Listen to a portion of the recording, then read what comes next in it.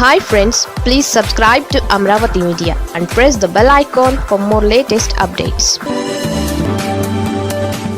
June 4న ఏపీలో రచ్చ. ఏపీలో రాజకీయాలు మరోసారి వేడెక్కనున్నాయి. దానికి జూన్ 4 వేదిక కానుంది. జూన్ 4 అంటే మామూలుగా వచ్చే ఒక రోజే. క్యాలెండర్లో డేట్ మారుతుంది. కానీ దానికి ఒక విశిష్టమైన రాజకీయ ప్రాముఖ్యతను ఏపీలోని రాజకీయ పార్టీలు కట్టబెడుతున్నాయి. దానికి కారణం 2024 జూన్ 4న ఏపీలో అసెంబ్లీ ఎన్నికల ఫలితాలు వచ్చాయి. దాంతో ఆ రోజున వైసీపీకి ఘోర ఓటమి ప్రాప్తించింది. టీడీపీ నాయకత్వంలోని కూటమికి ఎన్నడూ కనీ విని ఎరగని విధంగా అద్భుతమైన విజయం దక్కింది. దాంతో ప్రజల తీర్పు వెలువడిన రోజు అది. ఒక విధంగా ఏపీ రాజకీయాన్ని మార్చిన రోజు అది. అయితే ఆ రోజుని వెన్నుపోటు దినంగా వైసీపీ పేర్కొంటోంది. ఆ రోజున టీడీపీ కూటమి గెలిచింది. కానీ సూపర్ 6 హామీలు నెరవేర్చలేదని ఆరోపిస్తూ ప్రతి అసెంబ్లీ నియోజకవర్గంలోనూ పెద్ద ఎత్తున ఆందోళనలకు వైసీపీ పిలుపునిచ్చింది. ఏడాది పాలన పూర్తయినా ఏ ఒక్క హామీని ప్రభుత్వం నెరవేర్చలేదని, అందువల్ల అది ప్రజలకు వెన్నుపోటు పొడవడమే అని వైసీపీ అంటోంది.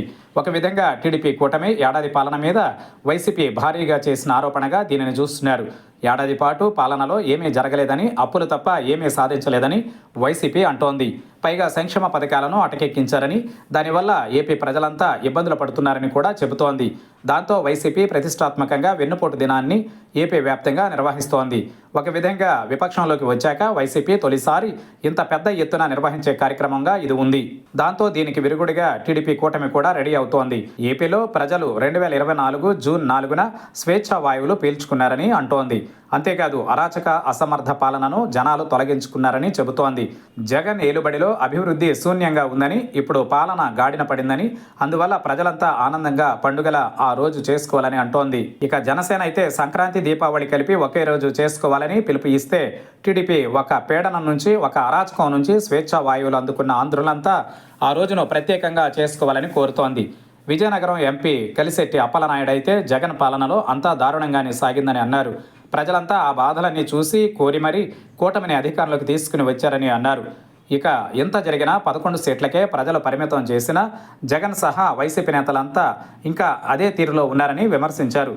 వెన్నుపోటు దినమని వైసీపీ పిలుపు ఇవ్వడాన్ని ఆయన తీవ్రంగా ఖండించారు. ప్రజలు ఆనందించే రోజు జూన్ 4 అని కొత్త అర్థం చెప్పారు. మొత్తం మీద జూన్ 4న వెన్నుపోటు అని వైసీపీ అంటోంది.